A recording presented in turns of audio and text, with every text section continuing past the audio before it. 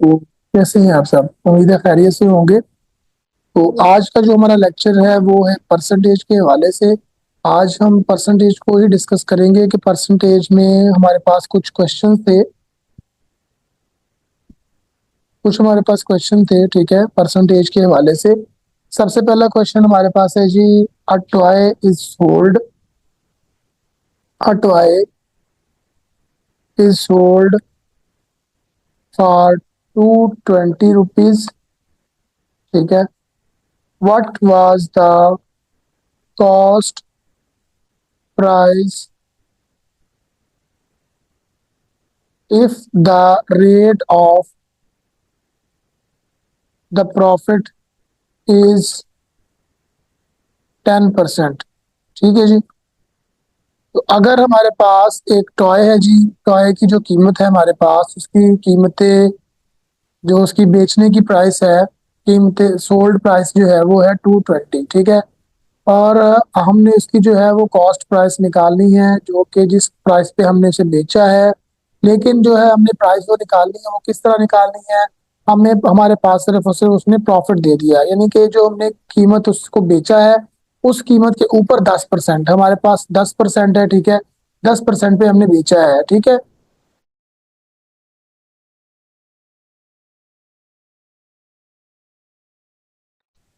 10% पे हमने उसे बेचा है, ठीक है। 10% मुनाफे के साथ बेचा है। तो अगर हम 10% मुनाफे के साथ से बेचा है तो हम उसे किस तरह जो है वो सर्टिफाई करेंगे, किस तरह उसको सिंप्लीफाई करेंगे? तो सबसे पहले हमारे पास जो है सेल प्राइस, ठीक है। सेल प्राइस हमारे पास कितनी है? 220। 220 को अगर हम कुछ इस तरह से लिख सकते हैं कि जो हमारे पास कीमतें, जो हमने जिस कीमत पे बेचा है, जो वो हमारे पास 100% हो सकती है। जो कीमतें खरीद होगी या किस कीमत पे हमने इसको बेचा है, वो तकरीबन हर जगह पे 100% होती है। ठीक हो गया। अगर हम इसको 100% लिखें तो हमारे पास 10% मुनाफा जो है वो हम ऐड करें। 10% मुनाफे के साथ 100% की चीज़ है, 10% उसमें मुनाफा ऐड करें तो हमारे पास 10% प्लस 100%, तो हमारे पास कितना बनता है जी? 110, यानी कि 110% हमारे पास चीज है। इट मीन दैट कि अगर हमारे पास कोई 100% मुनाफे के साथ 100% कोई चीज हमारे पास है, जो हमने 100% चीज ली है, ठीक है। सेल प्राइस उसकी 100% है हमारे पास, ठीक है। हमने उसको जब उसे बेचना है तो हम क्या करते हैं कि सेल प्राइस में 10% अपना जो है कमीशन रख के उसको बेच देते हैं। तो हमारे पास 100% का 110% हो गया। तो 110% में हमने क्या करना है जी? 110% में इसको हमने जो स्टेटमेंटल क्वेश्चन को मैथमेटिकल फॉर्म में जो है वो लिखना है। वो कैसे लिखना है जी? वो कुछ इस तरह से आएगा कि 110 डिवाइडेड बाय 100। ये 100 जो है ये परसेंटेज का है, ठीक है, जो हमारे पास 110% है, ठीक है। डिवाइडेड बाय 100, ठीक है। और उसके बाद फिर मल्टीप्लाई एक्स।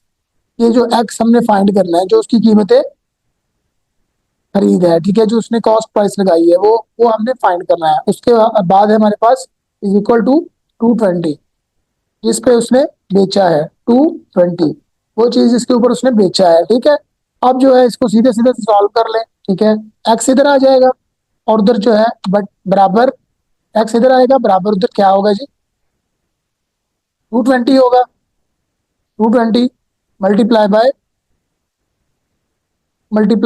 10। 220 × 10, ठीक है। और उसके बाद जो है इसके बटे में आएगा 11। इसके बटे में हमारे पास आएगा 11। अब ये सोचते होंगे कि आप ये कैसे हुआ? ये जो यहाँ पे हमारे पास ये कीमत थी 110 डिवाइडेड बाय 100, ठीक है। इसका जीरो इससे कट गया, ये 11 हो गया। 11/10 हो गया। 10 ने यहाँ पर जो है इधर से बटे से इधर आना है, तो क्या होगा? ये 10 ऊपर आ जाएगा और ये 11 नीचे चला जाएगा। तो इस तरह ये यहाँ पे इस तरह जो है इसका जो नेक्स्ट हमारे पास है जी एक्स डिवाइडेड, सॉरी, बराबर 200। इसको सीधा सीधा से सॉल्व कर लेंगे, ठीक है। तो ये हमारे पास एक क्वेश्चन जो है हल हो गया है। ये हमारे पास परसेंटेज का क्वेश्चन है, इसको जरा इस तरह ही सॉल्व करने की कोशिश कीजिएगा। ये फॉर्मूले के साथ इसको सॉल्व करेंगे तो हमारा जो है बेहतर तरीके से सॉल्व हो जाएगा, ठीक है। अगर किसी बच्चे को इसमें समझ ना आई हो तो वो दोबारा से पूछ सकता है, आप लोगों को बताने का ये मकसद है कि किसी भी परचेज और सेल प्राइस में जो है कोई भी सेल प्राइस हो, हाँ वो 30 रुपए की किसी ने कोई चीज बेची हो या 50 की बेची हो, तो जब हमने उसके कॉस्ट प्राइस या कोई भी चीज फाइंड आउट करनी है तो उसकी सेल प्राइस या परचेज प्राइस क्या होती है, 100% होती है। उसमें प्रॉफिट और लॉस जो है उसी में ही ऐड करके हमने जो है उसको आगे चलाना होता है। समझ आ गई सब बच्चों को? तो अगर ये नहीं समझ आई तो दोबारा से आप जो है दोबारा से पूछ सकते हैं, हम लाइव क्लास में इसको एक्सप्लेन कर देंगे। सेकंड क्वेश्चन हमारे पास है जी, एक एक पॉलिटिशियन है, ठीक है। पॉलिटिशियन थे, दो पॉलिटिशियन जिन्होंने क्या किया, इलेक्शन हुए, ठीक है। फर्स्ट कैंडिडेट जो था, फर्स्ट कैंडिडेट, ठीक है, फर्स्ट कैंडिडेट जो था उसे कितनी वोट्स मिले, 55%, 55% उसे वोट मिले। और सेकंड वन को जो था, सेकंड कैंडिडेट था, आपके ये ग्रुप में मैंने नोट्स जो है इसके भेज दिए हैं, ठीक है, उसको आप इसी तरह रीड आउट कर लीजिएगा। फर्स्ट कैंडिडेट को 55% वोट मिले और वो इलेक्शन जीत गया, ठीक है। और जो सेकंड वन था उसे 45%, सॉरी 45 नहीं, 20% जो है वोट मिले, 20%, 20% वोट मिले और वो लॉस हो गया उसे, ठीक है, वो हार गया। अब बारी आती है, जो 20% जिससे वोट मिले थे उसके वोट पता कितने थे, उसके वोट थे 400। लेकिन अब जो है बारी आती है, अब वो कहते हैं कि आपके पास जो है ये चीजें हैं, आपने हमें ये बताना है कि टोटल वोट कितने थे। टोटल वोट्स जो हमारे पास थे, जो टोटल कास्ट हुए हैं पूरे इलेक्शन में, वो कितने परसेंट थे, कितने थे टोटल। तो आपने वो टोटल वोट्स बताने हैं। तो उसको कैसे बताना है, वो इस तरह है कुछ, ठीक है। हमने ये हमारे पास एक स्टेटमेंटल क्वेश्चन आ गया है, इस स्टेटमेंटल क्वेश्चन को हमने मैथमेटिकल फॉर्म में लेके आना है। तो मैथमेटिकल फॉर्म में कैसे लेकर आएंगे, हमारे पास 20% है जी, 20%, परसेंट को हम क्या करेंगे, बटा 100 आ जाएगा, ठीक है, मल्टीप्लाई बाय एक्स हो जाएगा, एक्स आ गया, ठीक है, मल्टीप्लाई बाय एक्स आ गया, ठीक है, और इक्वल्स टू 400, हमारे पास 400 आ गया, ठीक है। अब क्या होगा जी, 400, 20 पांच बार 100 हो गया, ठीक है, यहाँ पर हमारे पास 5x हो गया, ठीक है, और उस तरफ हमारे पास 400 है, और यहाँ पर मल्टीप्लाई हो रहा है एक्स, एक्स इधर अकेला रह जाएगा, एक्स अकेला रह गया, और मल्टी उधर जाके जो है 400 के साथ 5 जो है वो मल्टीप्लाई हो जाएगा। जब 5 मल्टीप्लाई होगा तो आंसर हमारे पास क्या आएगा, x इज इक्वल टू 2000। तो ये हमारे पास टोटल वॉट्स हैं। किसी बच्चे को इसमें जो कोई प्रॉब्लम हुई हो या इसमें समझ ना आई हो तो मुझे वो बता सकता है, ठीक हो गया जी। उसके बाद हमारे पास क्वेश्चन नंबर थर्ड है जी, अ फ्रूट सेलर, एक फ्रूट सेलर था, ठीक है, वो क्या करता है जी, ऑरेंज बाय करता है दर्जन के हिसाब से, ठीक है। उसने 12 जो है वो एक दर्जन जो है ऑरेंज लिए, कितने में लिए, उसने 20 रुपए में लिए, ठीक है, 20 रुपए में। उसकी जो परचेज प्राइस थी वो 20 रुपए थी, ठीक है। अब वो कहता है कि हाउ मच शुड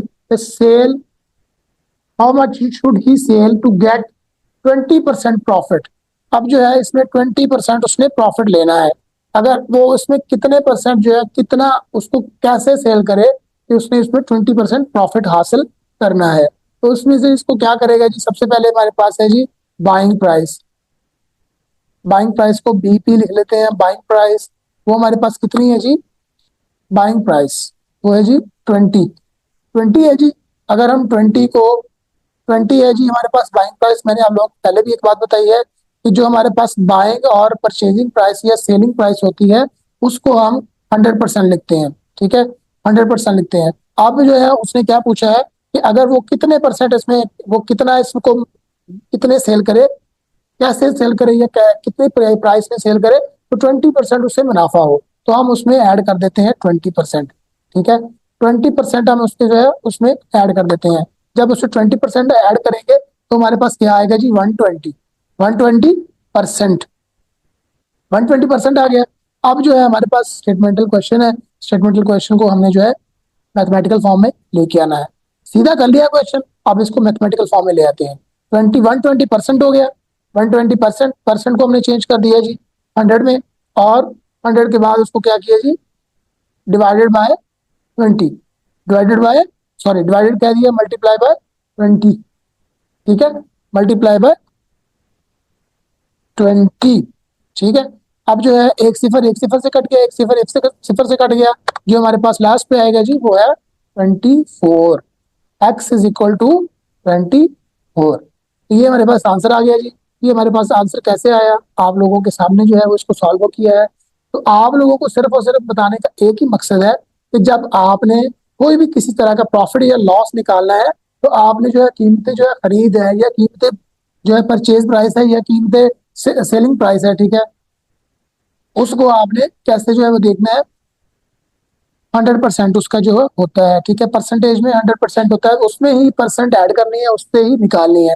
लॉस भी उसी में से है और परचेज भी उसी में से है और प्रॉफिट भी उसी में ही है, ठीक है। क्वेश्चन 3 हो गया जी। उसके बाद हमारे पास है जी क्वेश्चन नंबर 4। उसमें क्या है जी, क्वेश्चन नंबर 4 है जी। उसमें है कि एक जाफर एक आदमी था, उसने एक स्क्वायर ड्राई किया, ठीक है, एक स्क्वायर ड्राई किया। आपके सामने कुछ स्क्वायर भी अभी ड्राई कर लेते हैं जी। स्क्वायर था कुछ इस तरह से, ठीक है, एक स्क्वायर ड्रा किया, ठीक है, और उसकी ना लंबाई तरफ चौड़ाई बराबर थी। एक्सपोज कर लिया हमने, एक्सपोज किया, उसकी लंबाई भी एक थी, चौड़ाई भी एक थी, ठीक है। तो लंबाई तरफ चौड़ाई एक मल्टीप्लाई बाय एक, ठीक है, हमारे पास क्या आ गया एक, ठीक है। और उसके बाद उसने क्या किया, उसे जो है वो कैंसिल कर दिया, ठीक है, उसे उसने कैंसिल करके उससे बड़ा जो है वो स्क्वायर ड्रा किया। सॉरी फॉर दैट, स्क्वायर जो है बन नहीं रहा है यहाँ पे, ठीक है। तो यहाँ पे उसने जो है उससे बड़ा स्क्वायर ड्रा किया। तो अब जो है उसने क्या किया, जब उसने स्क्वायर बड़ा ड्रा कर लिया, तो अब जो है उसने ये बताया है कि उसकी जो साइड्स हैं, उसकी साइड्स जो है वो पहले से 3 टाइम्स जो है बिगर है, पहले से 3 टाइम्स। पहला जो है हमारे पास एक, इसकी लेंथ है और विड्थ भी एक है, तो इसकी कितनी होगी 3 टाइम को अगर हम देखें 3 और 3, तो लंबाई से चौड़ाई के हिसाब से यहाँ पे क्या आएगा, जस्ट वेट अ सेकंड, यहाँ पे लंबाई तरफ चौड़ाई को अगर हम देखें तो हमारे पास कुछ इस तरह से आएगा। सबसे पहले हमारे पास 1 मल्टीप्लाई बाय 1, जो हमारे पास पहला था स्क्वायर, उसका जो है हमारे पास क्या आया एक, ठीक है, एक चीज याद रखिएगा। दूसरा ये हमारे पास जो उसने सेकंड ड्रा किया, उसकी जो है उसने कहा लंबाई तरफ चौड़ाई जो है वो 3 टाइम्स बिगर है, 3 टाइम्स। आप जो जब क्वेश्चन पेपर पे क्वेश्चन देखोगे तो स्टेटमेंट को गौर से पढ़ना। जब स्टेटमेंट को गौर से पढ़ लिया, इट मीन दैट कि आपका आधा क्वेश्चन हल हो गया। जब उसको स्टेटमेंट को मैथमेटिकल फॉर्म में लेके आओगे तब पूरा हल हो जाएगा, ठीक है, इज दैट ओके। उसके बाद उसने कहा है कि 3 टाइम्स बिगर है। अब यहाँ पे 3 ठीक है, तो हमारे पास आंसर कितना आता है 9, ठीक है, हमारे पास 9 आंसर आता है। तो अब जो है कितना फर्क हो गया, 9 - 1, 9 - 1, तो हमारे पास आंसर कितना आता है 8। अब जो है इसको हमने देखना है कि कितने परसेंट जो है वो उसमें, उसने पूछा क्या है, by what percent area was increase, कितने परसेंट एरिया जो है इंक्रीज हुआ है, ठीक है, सेकंड में। तो उसके बाद हम जो है इसको देखते हैं कि कैसे जो है कितने परसेंट जो है एरिया वो इंक्रीज हो चुका है और कितना हुआ है। अब हमारे पास कीमतें खरीद, जो पहली हमारे पास कीमत थी वो क्या थी, वो पहली कीमत जो है उसको हम बटे में लेकर आएंगे, और जो दूसरी कीमत है उसको हम ऊपर रखेंगे 8 डिवाइडेड बाय 1 मल्टीप्लाई बाय 100, क्योंकि हम जो है परसेंटेज निकाल रहे हैं तो 100 होगा, ठीक है। अब जो है 100 होगा। अब 100 को अगर हम मल्टीप्लाई करें 8 के साथ तो हमारे पास कितना आंसर आता है जी 800, ठीक है। 800 का हम जो है इसको परसेंट लिख देते हैं, ठीक है। अब ये जो हमारे पास 800% जो है उससे ज्यादा बड़ा जो है उसने स्क्वायर बनाया है। तो ये हमारे पास एक क्वेश्चन और हल हो गया। उसके बाद हम देखते हैं जी एक और क्वेश्चन, इसके जिसको सॉल्व करना कतई आसान भी है और कतई मुश्किल भी है। आप जो है इसको सॉल्व आउट कैसे करेंगे, ये आप लोगों के लिए ही कल जो है क्लास जो हुई थी उसमें जो है वो क्वेश्चन सॉल्व नहीं हो पा रहे थे, तो इसलिए मैंने सोचा आप लोगों के लिए जो है स्पेशल क्लास में क्वेश्चन सॉल्व करके आप लोगों के सामने पेश कर दूं, ठीक है। और इसके बाद हमारे पास एक क्वेश्चन है जी कि एक क्लास में 80 स्टूडेंट्स हैं, ठीक है, एक क्लास में टोटल स्टूडेंट है जी 80। एक क्लास है उसमें टोटल स्टूडेंट्स हैं जो कि 80 हैं, ठीक है, और उनमें से 50 स्टूडेंट्स ऐसे हैं जो कि बाइक्स पे आते हैं, ठीक है, बाइक्स वाले स्टूडेंट्स, ठीक है, वो है 50%। 50% ऐसे स्टूडेंट हैं जो कि बाइक से आते हैं, ठीक है, 50%। और उनमें उन्हीं 50% में से 30% ऐसे स्टूडेंट्स हैं जो कि स्टेट बोर्ड से आते हैं, ठीक है, जो कि स्टेट बोर्ड से आते हैं 30%, ठीक है। अब हमारे पास तीन जो है इक्वेशंस बन गई हैं। अब इस इक्वेशंस को हमने क्या करना है, उन्होंने लास्ट पे ये पूछा है ऐसे स्टूडेंट्स बताएं जो कि हमारे पास टोटल जो स्टूडेंट्स हैं वो कितने हैं जो स्टेट बोर्ड्स और बाइक पे आते हैं, ओवर 80 स्टूडेंट्स में से, ठीक है। टोटल जो है हमने स्टूडेंट्स जो है फाइंड करने हैं, टोटल स्टूडेंट्स फाइंड करने हैं, ठीक है। टोटल स्टूडेंट्स हमारे पास कितने हैं। अब जो है हमारे पास इसको मैथमेटिकल फॉर्म में लिख लेते हैं। मैथमेटिकल फॉर्म में किस तरह लिखेंगे, 30%, सबसे पहले हमारे पास 30% जो थोड़ा है, 30%, 30% है, ठीक है, ऑफ 30% ऑफ 50%, 50% और मल्टीप्लाई बाय 80, मल्टीप्लाई बाय 80। अब जो है ये हमारे पास सीधा सीधा सा एक क्वेश्चन बन गया है, सीधा सीधा मैथमेटिकल फॉर्म का एक क्वेश्चन बन गया है। अब इसमें इक्वल्स जो है एक्स भी लगा सकते हैं। फॉर एग्जांपल सपोज एक्स, ठीक है, हमने एक्स को फाइंड करना है, ठीक है।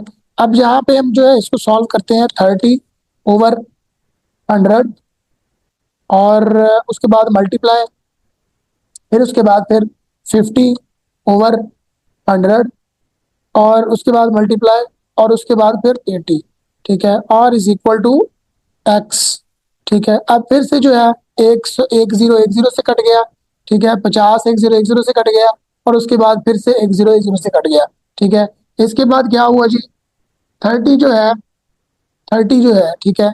अब